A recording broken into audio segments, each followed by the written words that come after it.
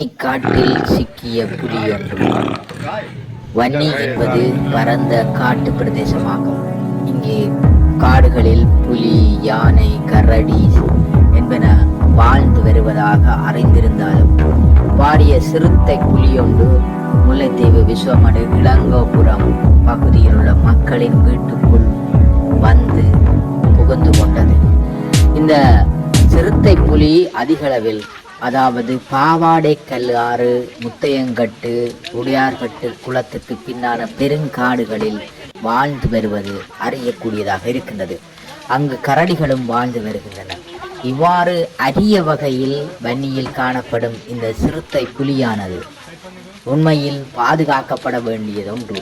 வன்னிக்காட்டில் புலியை கண்டிருப்பீர்களா என்று கேட்டால் பலர் கண்டிருக்கின்றார்கள். மாடு மேய்ப்பவர்கள் கண்டிருக்கின்றார்கள். சம்மளங்குளம், களிக்காடு போன்ற பெருங்காடுகளில், வாரிவண்ணான் போன்ற பெருங்காடுகளிலேயே இவ்வாறான புலிகள் காணப்படுவதை மாடு மேய்ப்பவர்கள் கண்டிருக்கின்றார்கள். அவர்களது மாட்டை கூட புலி பிடித்திருக்கின்றனர். இது வன்னிக்காட்டில் பிடிக்கப்பட்ட புலி.